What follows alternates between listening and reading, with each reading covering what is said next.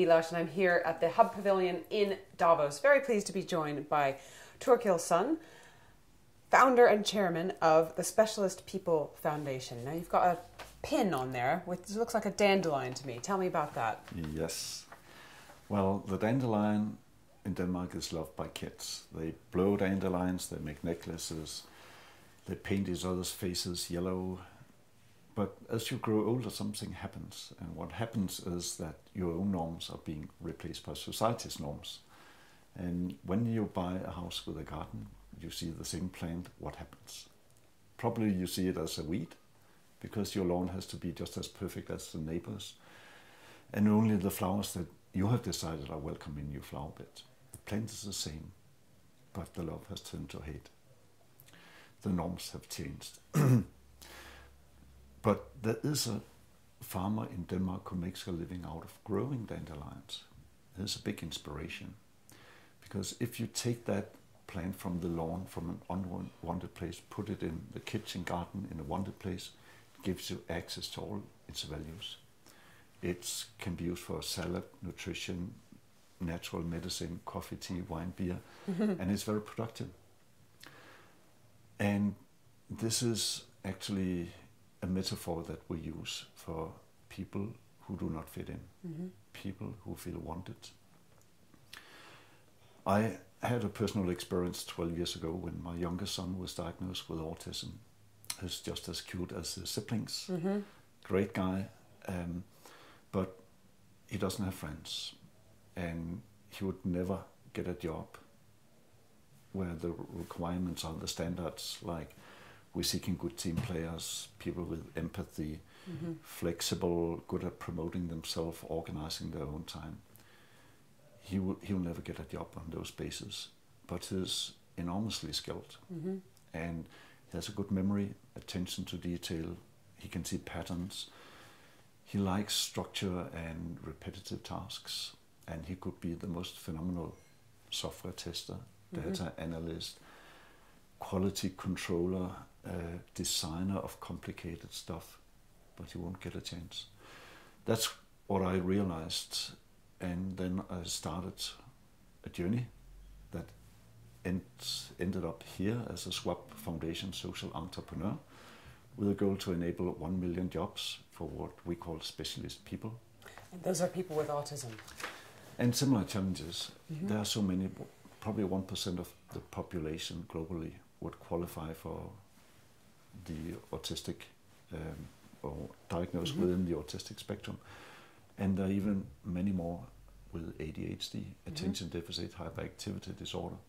And it's not easy to go to a job interview and say, I'm good at this, but I'm an honest man as well. You should know I have autism spectrum disorder in combination with attention deficit hyperactivity disorder.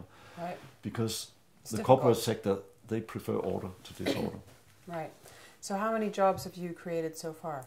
We're in 7 countries now. We're in the early start phase, so it's about 200 jobs, I would say.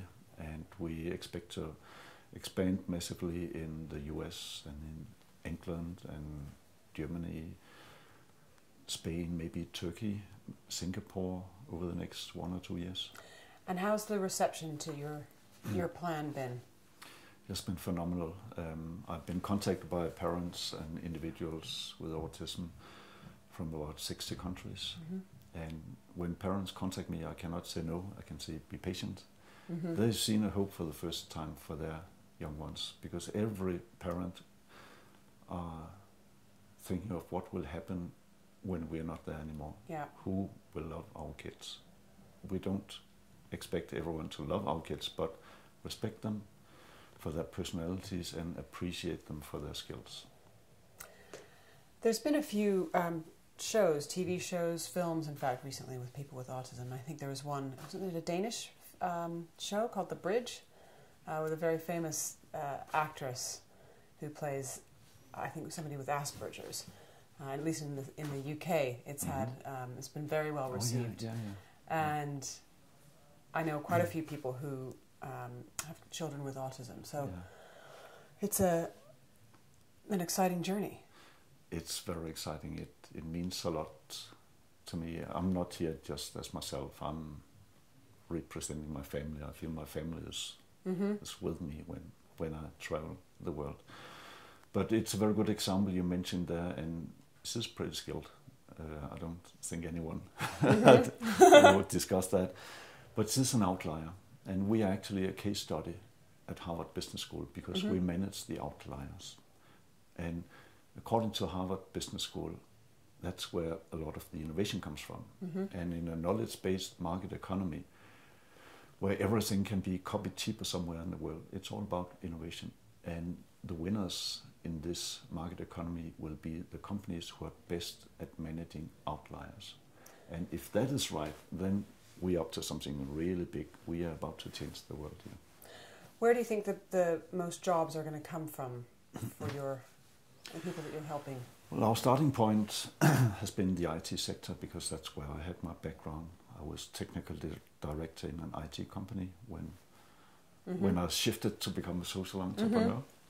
But if I'd been in the finance business area, if I'd been in the pharmaceutical industry, we would have started there, because in any area, nothing works better than the data being entered.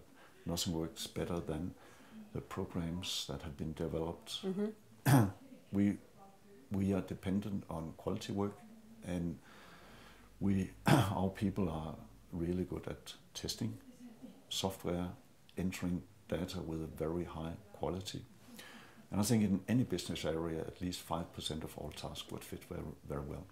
And if I'm right, then it should not be a problem that 1% of the population qualify for the autistic traits. And in the US schools, between 5 and 16% of all kids are being diagnosed with ADHD now.